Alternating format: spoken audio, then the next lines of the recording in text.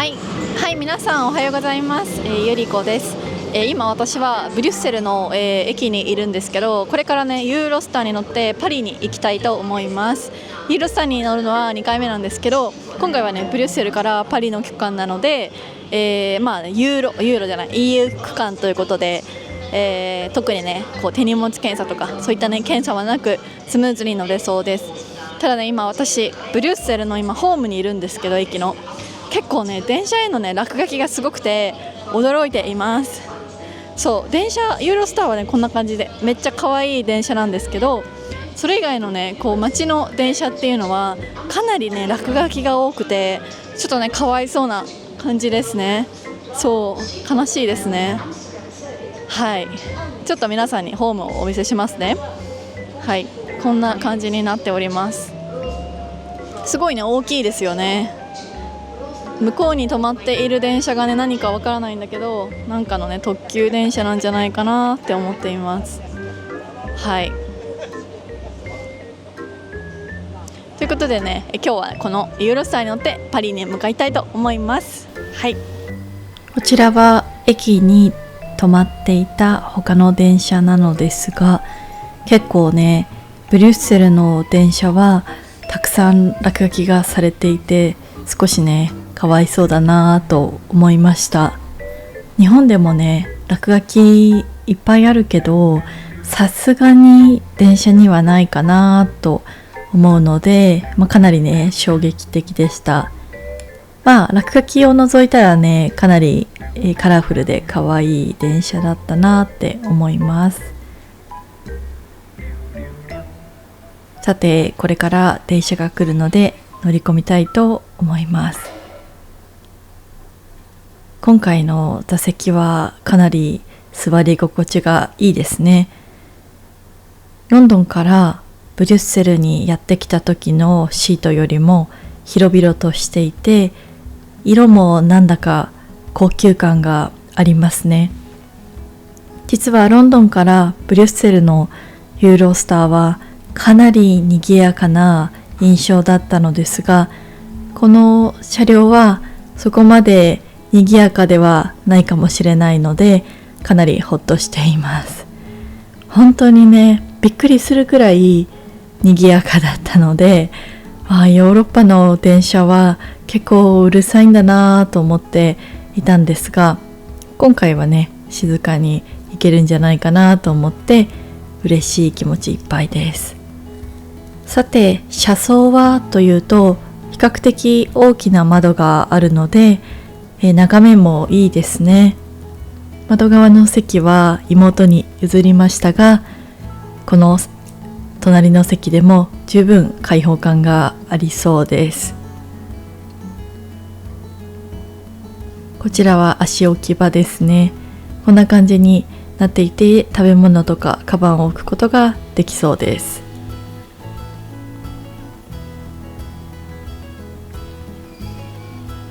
さてこの電車少し時間が遅れていました。だいたい10分から15分くらいかな遅れてしまったんですが、ようやくね発車することに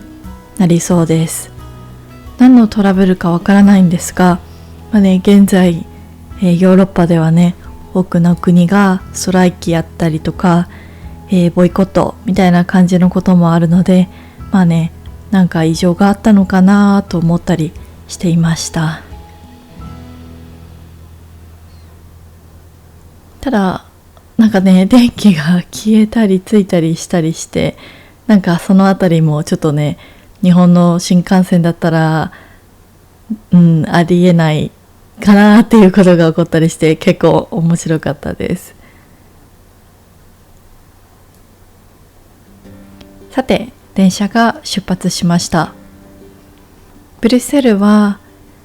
かなりねコンパクトで歩きやすいとても可愛らしい街だったなと思っています。ただねこういう感じで街中に落書きがあるエリアとかは本当にこのね可愛らしい街並みが壊されていてしまうような感じがして、すごくね残念な気分になったんですが、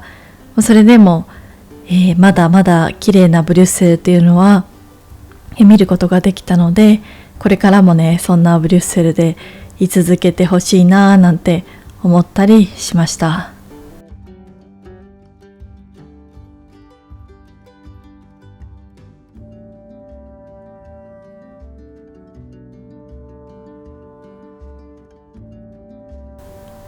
2日間本当に楽しい時間を過ごすことができてよかったです。さて、小腹が空いたので妹の分と私の分のスナックを買いにやってきました。食べ物はどうやら隣の車両にあるとのことなのでやってきたんですが、こんな感じになっています。ユーロスターカフェですね。こちらがメニューになります。いちいちね日本円に換算するととんでもない金額になるので、もうね一切換算しないように心がけました。旅行中にね お金のことを考えるとやっぱりきつくなってしまうので、もうねお金を考えないようにしました。はい、こちらが購入したレモネードですね。どこの言葉かわかんないんですけど、レモネードのことをレモナータって言うんですね。イタリア語かはい。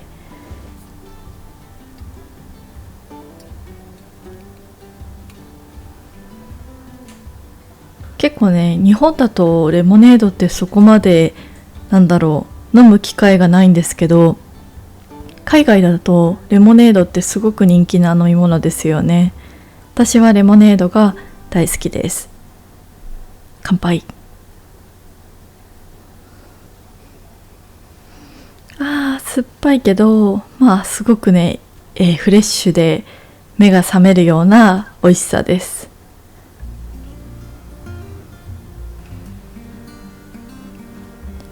だいぶねロンドン、ブリュッセルと、5日間過ごしてみて、疲れが少し溜まっていそうな顔していますね。旅行中なので別に働いているわけではないんですけど、それでもやっぱりたくさんの移動とか普段心配しないようなことをいっぱい心配したりとか、電車乗れるかなとかもそうですけど、結構ね普段考えないようなことを考える必要があるので少し疲れているかもしれません。ブリュッセルからパリまではだいたい1時間と30分程度なので、SNS を見たりダラダラしながら過ごしたいと思います。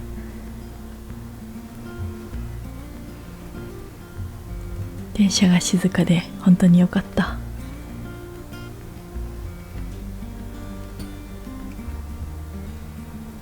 こういう時間にね皆さんからいただいたコメントを読んだりとか、あとは次にどんな場所に行くかっていうのを決めたりしています。私はねあんまり旅行をがっちり計画するタイプではありません。どちらかというと行きたいリストをあらかじめ作っておいて、Google マップを見ながら行けそうだったら行くみたいな感じで考えることが多いです。はい、パリの駅に到着しました。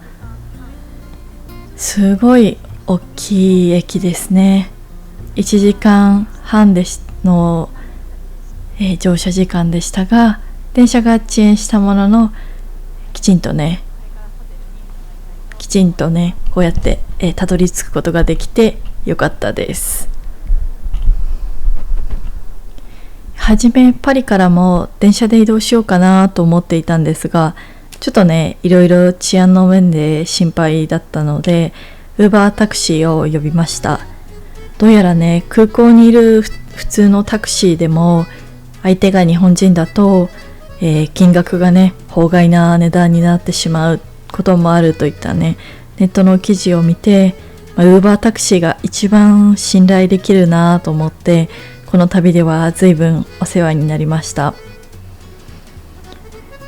感想としては日本でタクシーを乗るよりかは安いかなっていう感じですね。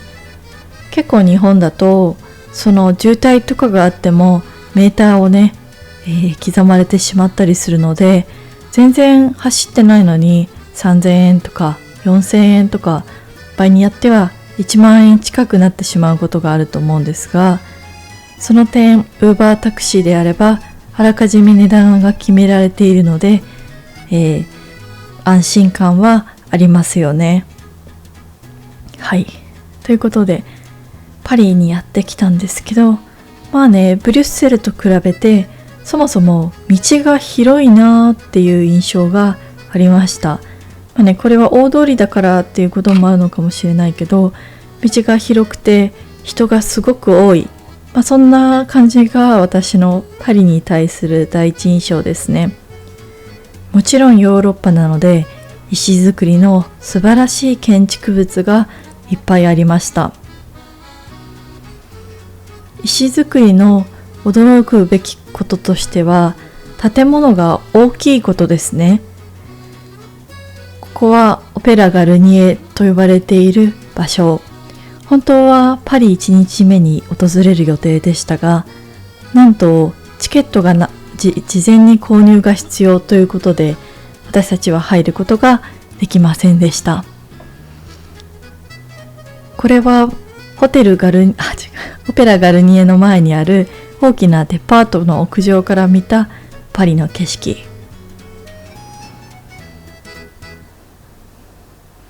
そしてこちらがそのデパートの内装ですね。すごいキラキラしていて、こんなデパートがね存在するんだと思わずびっくりしました。ここで帰りのお土産をたくさん買いたいなと思いました。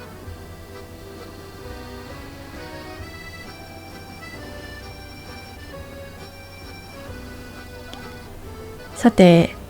デパートでお土産を見たり、たくさんの人の中で歩いているうちに疲れてしまったので、スターバックスにやってきました。このスターバックスはスターバックスオペラ店というね店舗なんですが、内装が本当にオペラ座みたいな感じですごいキラキラしてて可愛かったです。私はドラゴンフルーツの冷たいジュースを頼みました。酸っぱくて、生き返るような美味しさでした。そして、食べ物も頼んだんですけど、食べ物はですね、おにぎりみたいな形をしたクロワッサンみたいなチョコレートが乗った何かです。結構甘くてサクサクして美味しかったです。一つだけパリのスタバで驚いたことは、パリのスタバってパンをね店内で焼いてるみたいなんですよ。私スターバックスの印象ってやっぱり食べ物とかは全部冷凍でお店では作らないのかなって思っていたんですけど、どうやらパリはねやっぱりペストリー、その小さいパンを作る国としてそこはきちんとね店内で焼いてるんだなと思って思わず感心してしまいました。このねおにぎりみたいなやつを、軽食としてね食べたんですけど、本当に美味しかったです。さて、ホテルに向かって歩いていきます。もうね7時半近い時間なのにまだまだパリは明るい。本当はね夜のエッフェル塔を見てみたかったんですが、日没は8時近く、暗くなるのは本当に9時とか9時半ってなると、ちょっとね2人でエッフェル塔に行くのは怖いなということで、一旦夜ご飯を食べて落ち着くことにしました。こちらはホテルの近くの、フレンチのお店ですね。決してね高級なお店ではなく、20-30ユーロぐらいで楽しめるレストランとのこと。前回のねブリュッセルでの経験から、今回はかなり、マイナスのコメントもしっかり熟読してお店を選びました。地元の方に愛されていると言われていましたが、すごくね、いい雰囲気のお店でした。スタッフさんによると、このお店はご家族で経営されていて、すべてのものは手作りしているとのことでした。私たちはオニオンスープと、ステーキを頼んでシェアしました。2人でね、この量で、かなり十分だったかなと満足していました。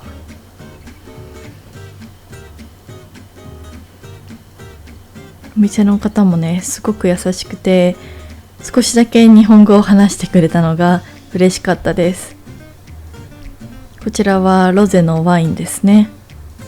やっぱりフランスに来てからのは、なんかワインを飲まないといけないと思って楽しみました。はい。ということで、ユーロスターでパリまで行き、パリでね、最高のディナーを楽しんで、この日は終わりました。今日もね、最後まで動画を見てくれてありがとうございました。明日も引き続きパリを満喫していきたいと思うので、ぜひ楽しみにしていてください。それではまた次の動画でお会いしましょう。じゃあねー。